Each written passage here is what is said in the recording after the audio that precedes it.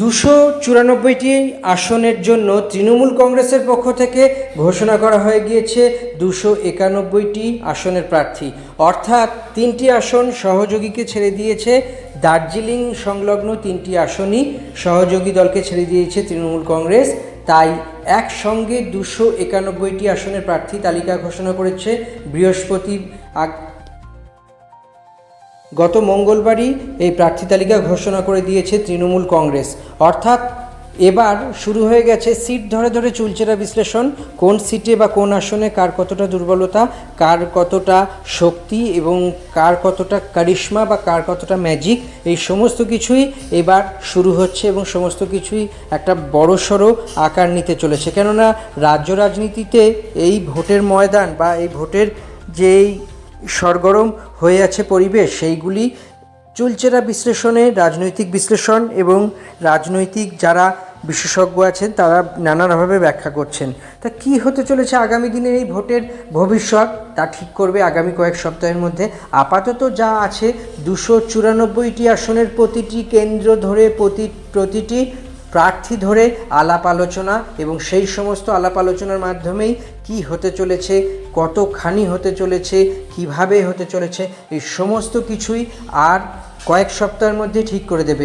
রাজ্য রাজনীতির যে কটি হাই ভোল্টেজ আসন আছে বা সিট আছে, সেই কয়েকটি হাই ভোল্টেজ সিটের মধ্যে অন্যতম হলো বেহালা পশ্চিম। 1 নয়, 2 নয়, 3 নয়, 4বার এই আসন থেকে জয়লাভ করেছেন তৃণমূলের প্রাক্তন মহাসচিব পার্থ চট্টোপাধ্যায়। এই আসন থেকে দাঁড়িয়েছিলেন এবং 1বার নয় 4বার এই আসন থেকেই মনোনীত এবং নির্বাচিত হয়েছিলেন। ফলত এই আসনটি তৃণমূলের একদম অন্ধ সিটই বলা যেতে পারে। এই আসনের মধ্যে সবথেকে বড় বিষয় হলো এবার আর পার্থ চট্টোপাধ্যায় এই আসন থেকে প্রতিদ্বন্দ্বিতা করবেন না।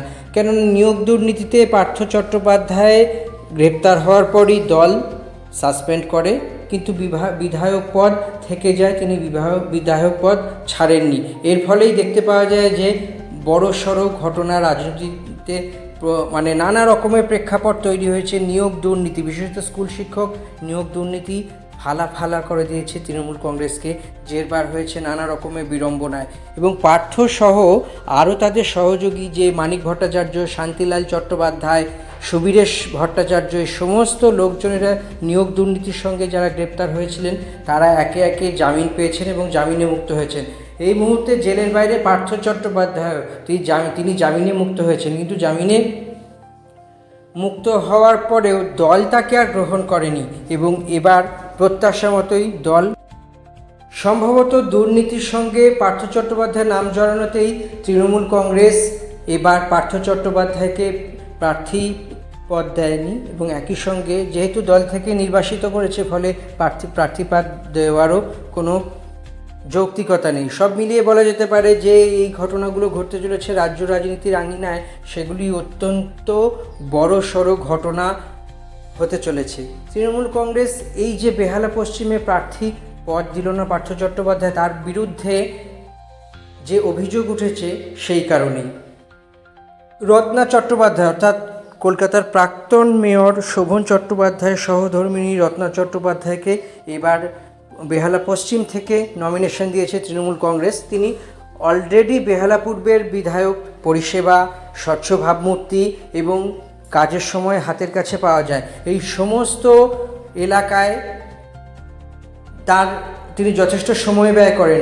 তার সম্বন্ধে অত্যন্ত ভালো ধারণা এবং জনমানসে সমস্ত মানুষের মধ্যে যে বড়সড় যে যখন ডাকি তখন পাই, রত্না চট্টোপাধ্যায়কে আবার চাই, এই দেয়ালে দেয়ালে স্লোগান উঠেছে। সেই স্লোগান কতটা সত্যি হবে, কাজের মানুষ কতটা কাছের মানুষ হয়ে উঠতে পারেন, সেটাই এখন প্রশ্নাতীত।